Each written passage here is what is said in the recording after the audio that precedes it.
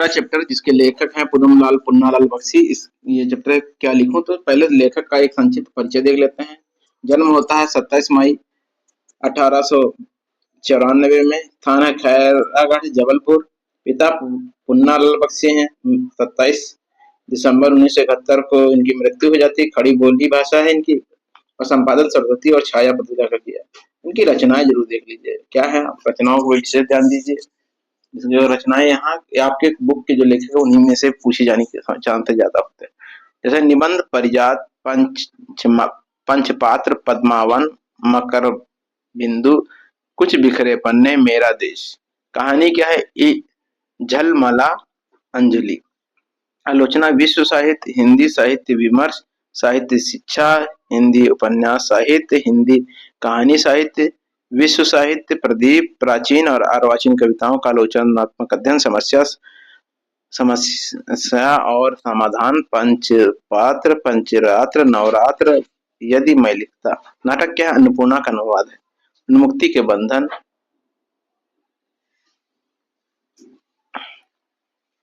काव्य संग्रह है सतदल, अंशुदल और पंचपात्र। उपन्यास है कथा चक्र, भोला, बाल उपन्यास, वे दिन। आत्म कथा और संस्मरण है मेरी अपनी कथा, जिन्हें नहीं भूलूंगा, अंतिम अध्याय। और साहित्य समग्र क्या है, बख्शी ग्रंथावली 8 खंडों में है। ये इनका जो है एक क्या लिखो एक ललित निबंध है, जिसके विषय में प्रतिपादन, प्रस्तुतिकरण, भाषा शैली में बख्शी जी ने सभी विशेषताएं सम्मिलित की है। तो चलिए देखते हैं अपने लेसन को। क्या लिखूं, मुझे आज लिखना ही पड़ेगा। अंग्रेजी के प्रसिद्ध लेखक एन.जी. गार्डिनर का कथन है कि लिखने के लिए एक विशेष मानसिक स्थिति होती है। उस समय मन में कुछ ऐसी उमंग उठती है, हृदय में कुछ ऐसी स्फूर्ति आ जाती है, मस्तिष्क में कुछ ऐसा आवेग सा उत्पन्न होता है कि लेख लिखना ही पड़ता है। उस समय विषय की चिंता नहीं रहती। कोई भी विषय हो, उसमें अपने हृदय के आवेग को भर देते हैं। हेड टांगने के लिए कोई भी खूंटी काम दे सकती है। उसी तरह अपने मनोभावों को व्यक्त करने के लिए कोई भी विषय उपयुक्त है। असल वस्तु है हेड, खूंटी नहीं। इस तरह मन का भाव ही तो यथार्थ वस्तु है, विषय नहीं। गार्डनर साहब के इस कथन को यथार्थता में मुझे संदेह नहीं, पर मेरे लिए कठिनता यह है कि मैं उस मानसिक स्थिति का अनुभव नहीं किया जिसमें अपने भाव अपने आप उत्थित हो जाते हैं। मुझे तो सोचना पड़ता है, चिंता करनी पड़ती है, परिश्रम करना पड़ता है, तब कहीं जाके एक निबंध लिख सकता हूँ। आज तो मुझे विशेष परिश्रम करना पड़ेगा, क्योंकि मुझे कोई साधारण निबंध नहीं लिखना। मुझे आज नमिता और अमिता के लिए आदर्श निबंध लिखना होगा। नमिता का आदेश है कि मैं दूर के ढोल सुहावने होते हैं विषय पर निबंध लिखूं। अमिता का आग्रह है कि मैं समाज सुधार पर लिखूं। ये दोनों ही विषय परीक्षा में आ चुके हैं और उन दोनों पर आदर्श निबंध लिखकर मुझे उन दोनों के निबंध रचना के रहस्य को समझाना पड़ेगा। दूर के ढोल सुहावने अवश्य होते हैं। यहाँ से फिर देखिए इंपॉर्टेंट हो जाता है, ये लाइन इंपॉर्टेंट। दूर के ढोल सुहावने अवश्य होते हैं, ये आप ध्यान रखिएगा। लेसन का नाम है क्या लिखूं, पुन्नमलाल पुन्नालाल बख्शी द्वारा। 1 नंबर यहाँ से आपको कंफर्म हो जाएगा। तो दूर के ढोल सुहाने अवश्य होते हैं, पर क्या वे इतने सुहाने होते हैं उन पर 5 पेज लिखे जा सकें? इस प्रकार समाज सुधार की चर्चा अनादिकाल से लेकर आज तक होती आ रही है, जिसके संबंध में बड़े बड़े विज्ञों ने भी विरोध है। मैं 5 पेज कैसे लिख दूं? मैंने सोचा सबसे पहले निबंध शास्त्र के आचार्यों की सम्मति जान लो। पहले यह तो समझ लो कि आदर्श निबंध क्या है और कैसे लिखा जा सकता है, तब फिर मैं भविष्य की चिंता करूंगा। इसलिए मैंने निबंध शास्त्र कई आचार्यों की रचनाएं देखी। एक विद्वान का कथन है कि निबंध छोटा होना चाहिए। छोटा निबंध बड़े की अपेक्षा अधिक अच्छा होता है, क्योंकि बड़े निबंध की रचना सुंदरता नहीं ही बनी रह सकती। इस कथन को मान लेने से मेरा लाभ है। मुझे छोटा निबंध लिखना है, बड़ा नहीं। पर मैं कैसे लिखूं? निबंध शास्त्र के उन्हीं आचार्य महोदय का कथन है कि निबंध के 2 प्रधान अंग होते हैं, सामग्री और शैली। पहले तो मुझे सामग्री एकत्र करनी होगी, विचार समूह संचित करना होगा। इसके लिए मुझे मनन करना चाहिए।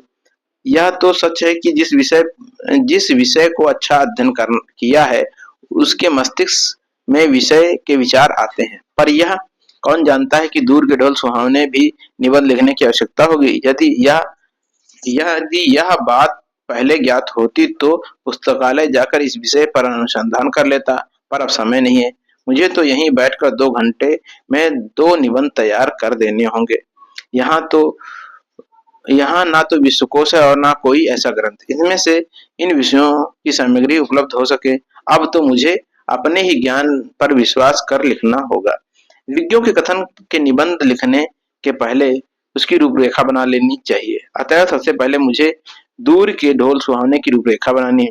मैं सोच नहीं सकता कि इस की विषय की कैसी रूपरेखा होगी। निबंध लिख कर लेने के बाद मैं उसका सारांश कुछ ही वाक्यों में भले ही लिख दूं, पर निबंध लिखने के पहले उसका सार 10-5 शब्दों में कैसे लिखा जाए। क्या सचमुच हिंदी के सब विज्ञ लेखक पहले हिस्से अपने अपने निबंधों की रूपरेखा तैयार कर लेते हैं? एजी गार्डनर को तो अपने लेखों का शीर्षक बनाने में सबसे अधिक कठिनाई होती है। उन्होंने लिखा है कि लेख लिख लेख लिखता हूँ तो लिखता हूँ और शीर्षक देने का भार अपने मित्र पर छोड़ देता हूँ। उन्होंने यह भी लिखा कि शेक्सपियर को भी नाटक लिखने में उतनी कठिनाई न हुई होगी जितना कि कठिनाई नाटकों का नामकरण करने में हुई। तभी तो घबरा कर नाम न रख सकने के कारण उन्होंने अपने एक नाटक का नाम तुम जैसा तुम चाहो, इसलिए मुझसे भी यह रूपरेखा तैयार न होगी। अब मुझे अब मुझे शैली निश्चित करनी है। आचार्य महोदय का कथन है कि भाषा का प्रवाह होना चाहिए। इसके लिए वाक्य छोटे छोटे हों पर एक दूसरे से संबद्ध हो। यह बिल्कुल ठीक है। मैं छोटे छोटे वाक्य अच्छी तरह से लिख सकता हूँ, पर मैं मास्टर हूँ। कहीं नमिता और अमिता यह ना समझ बैठे कि मैं यह निबंध बहुत मोटी अक्ल वालों के लिए लिख रहा हूँ। अपनी विद्वता का प्रदर्शन करने के लिए, अपना गौरव स्थापित करने के लिए यह आवश्यक है कि वाक्य कम से कम आधे पृष्ठ में समाप्त हों। बाणभट्ट ने कादम्बरी में ऐसे ही वाक्य लिखे। वाक्यों में कुछ अस्पष्टता भी होनी चाहिए, क्योंकि अस्पष्टता और दुर्बोधता गंभीर्य ला देती है। इसलिए संस्कृत के प्रसिद्ध कवि श्रीहर्ष ने जानबूझकर अपने काव्य में ऐसी गुत्थियां डाल दी जो अज्ञों ने न सुलझा सके, और सेनापति ने भी अपनी कविता मूढ़ों के लिए दुर्बोध कर दी। तभी तो अलंकार, मुहावरों और लोकोक्तियों का समावेश भी निबंध के लिए आवश्यक बताया जाता है। तब क्या किया जाए? अंग्रेजी की निबंधकारों ने एक दूसरी पद्धति को अपनाया। उनके निबंध इन आचार्यों की कसौटी पर भले ही खरे सिद्ध न हो, पर अंग्रेजी साहित्य में उनका मान अवश्य है। उस पद्धति का जन्मदाता मॉन्टेन समझे जाते हैं।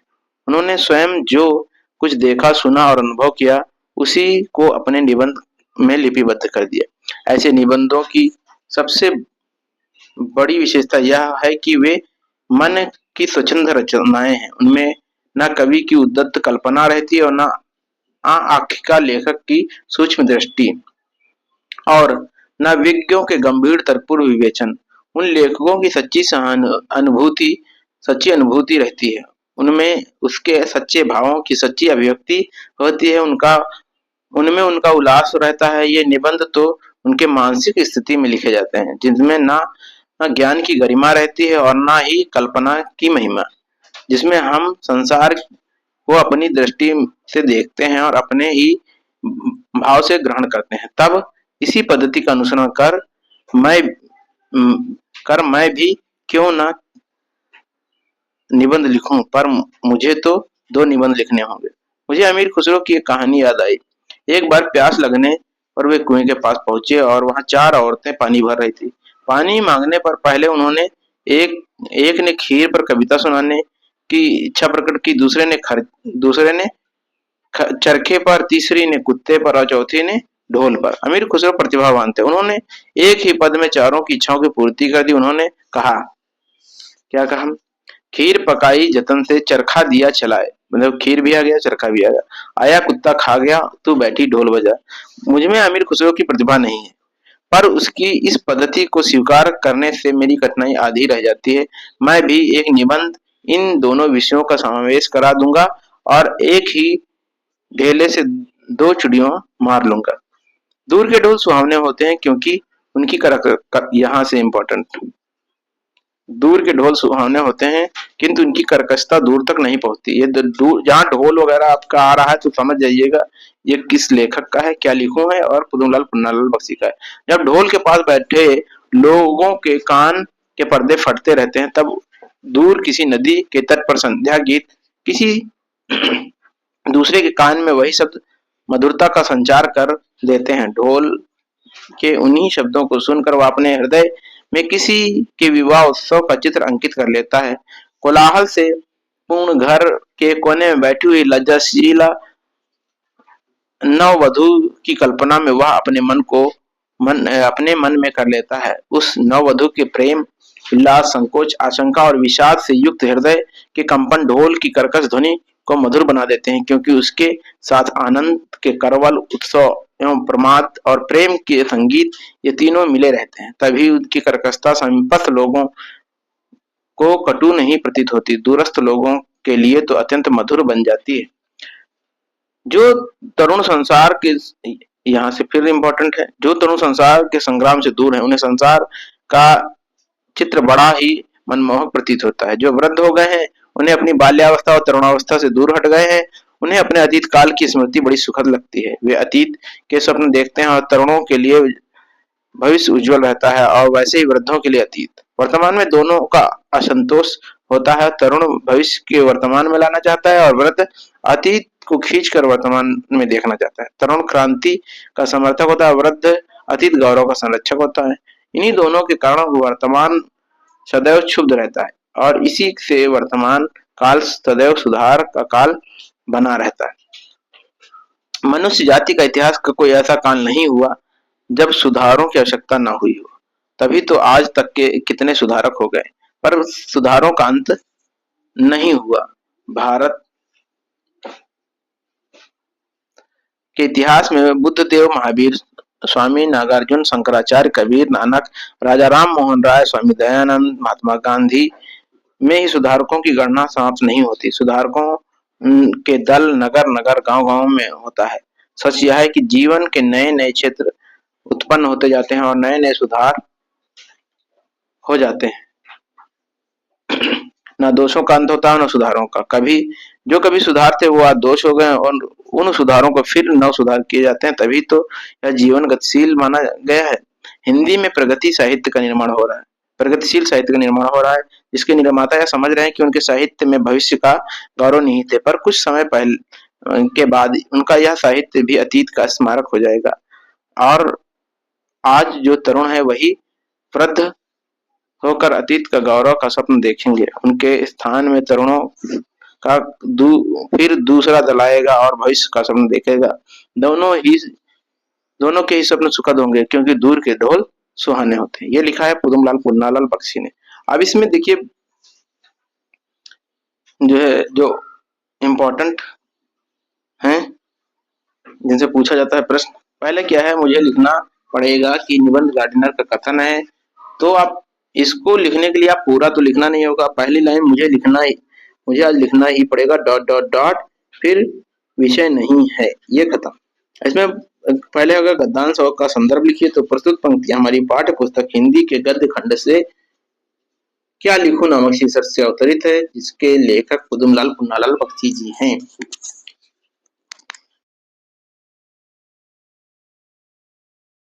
अब दूसरा आता है रेखांकित अंश की व्याख्या कीजिए।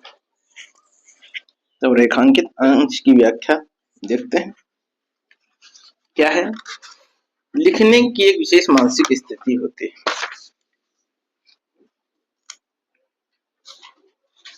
मानसिक स्थिति होती है, मन उस समय कुछ ऐसी उमंग उठती है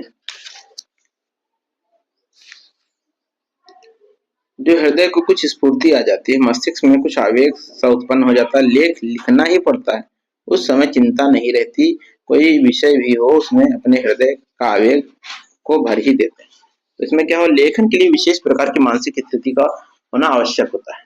लेखक इस मानसिक स्थिति के संदर्भ में कहता है कि जब मन में उल्लास और आनंद से भर उठे अथवा हृदय में स्फूर्ति या ताजगी का अनुभव होने लगे तो मानसिक लगे तो मस्तिष्क का एक दबाव सा उत्पन्न हो जाए तो लेखक स्वतः ही लिखने के लिए बाध्य हो जाता है। मनोभावों के अतिरेक की इस स्थिति में वह स्वतः ही कुछ न कुछ लिखने के लिए ललायित हो उठता है और उसकी लेखनी मनोभावों को अभिव्यक्त करने लगती है। लेखक ने मनोभावों को, अब देखिए फिर क्या है, लेख उपयुक्त मनोभावों को क्या बताया गया है। पहला क्वेश्चन है लेखक तो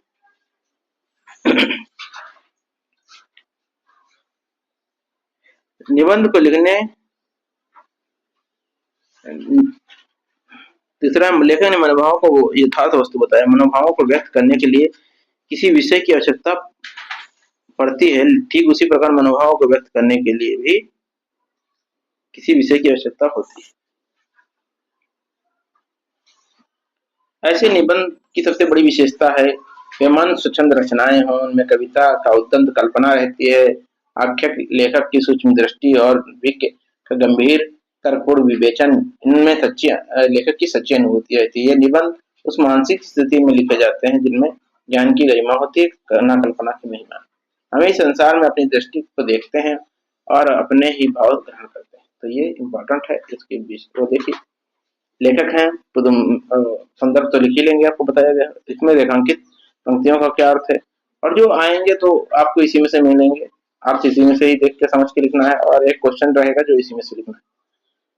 तो निबंध में स्वच्छंद रचनाएं हैं। निबंध मन की स्वच्छंद रचनाएं। निबंध ऐसी स्थिति में लिखे जाते हैं जिनमें ना तो ज्ञान का बड़प्पन होता है, ना ही कल्पना की बड़ी उड़ान। कल्पना में हम संसार की अपनी दृष्टि से देखते हैं, अपने ही मन के भाव को व्यक्त करते हैं। कहने का तात्पर्य है कि निबंध लिखते समय लेखक का मन एक विशेष स्थिति में होता है। इस स्थिति में वह न तो अपनी विद्वत्ता को प्रकट करता है और न ही अपनी कल्पना शक्ति के महत्व को देखने की इच्छा करता है। मनुष्य को देखकर लेखक का जो अनुभव होता है, उसके मन में जो भाव उत्पन्न होते हैं, उसे वह स्वतंत्र रूप से प्रकट करने का प्रयास करता है। निबंध लिखने की विशेषताएं क्या होनी चाहिए, या फिर क्या है प्रश्न कि उपयुक्त गद्यांश में किस प्रकार के निबंध भावों को सच्ची अभिव्यक्ति होती है। तो स्वच्छंद निबंध के सच्चे भावों की सच्ची अभिव्यक्ति होगी, क्योंकि स्वच्छंद निबंध में लेखक को कुछ अनुभव होता है जो मन में भाव उत्पन्न होते हैं, स्पष्ट रूप से कर देता है। आगे देखिए, दूर के ढोल सुहाने होते हैं, कर्कशता नहीं पहुंचती। दूर पास बैठे हुए लोगों के कान के पर्दे फटते हैं और जो दूर नदी पर संध्या गीत दूसरों को मधुरता प्रदान करते हैं। तो इसमें पहला क्या है, गद्यांश का संदर्भ लिखिए, वही लिखना है। रेखांकित पंक्तियों का अर्थ देख लीजिए। लेखक कहता है दूर बजने वाले ढोल अच्छे लगते हैं, सभी को अच्छे लगते हैं, क्योंकि ये दूर तक पहुंचते पहुंचते में निकलने वाली कठोरता और कटु आवाज कम हो जाती है और कानों को कटु नहीं लगती, काफी मधुर लगती है। जो लोग ढोल के पास बैठे रहते हैं, उन्हें ढोल की आवाज उन्हें लगता है कि उनके कान के पर्दे फाड़ डालेंगे, परंतु जो व्यक्ति दूर किसी नदी के किनारे संध्या काल में बैठा होता है, वही ढोल की आवाज से कानों को मधुर लगने लगती है। फिर क्या है, ढोल की कर्कशता समीपस्थ लोगों को कब कटु प्रतीत नहीं होती, कब नहीं प्रतीत होगी, जब दूर होंगे तभी नहीं होगी, है ना। इसको देखिए, ढोल की कर्कशता समीपस्थ लोगों को कटु नहीं प्रतीत होती। जब कोई विवाह उत्सव अवसर रहता है तब ढोल की आवाज मधुर लगती है, क्योंकि ढोल की ध्वनि में उस उत्सव का आनंद, शोर और मन की प्रसन्नता और परस्पर प्रेम की स्वर लहरियां भी मिली रहती हैं।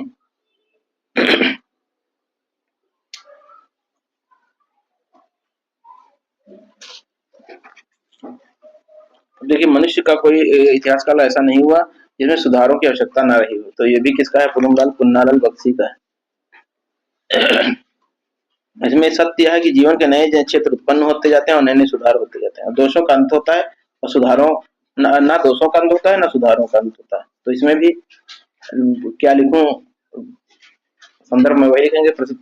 गद्यांश हमारी पाठ पुस्तक हिंदी के गद्य खंड से क्या लिखूं नामक शीर्षक से अवतरित है। इसके लेखक पुन्नालाल बख्शी जी हैं। तो लेखक कहता है कि मानव सभ्यता का विकास के साथ साथ नए नए क्षेत्र उत्पन्न हो जाते हैं, उनमें नई नई बुराइयां आ जाती हैं और फिर नए नए सुधार खोजे जाते हैं। इस प्रकार दोषों और सुधारों का यह परस्पर आबाद गति चलती रहती है, ना दोषों का अंत होता है ना सुधारों का।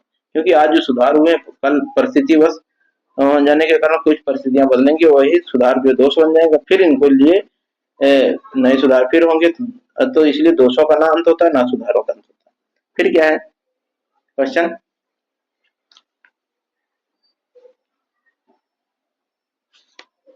जीवन प्रगतिशील क्यों माना गया है? तो दोषों के सुधारने के लिए जीवन निरंतर प्रगतिशील रहता है, इसीलिए इसी कारण जीवन निरंतर प्रगतिशील बना रहता है। सुधारों के नव सुधार के लिए जीवन निरंतर गतिशील बना रहता है। गतिशीलता ही प्रगतिशीलता है।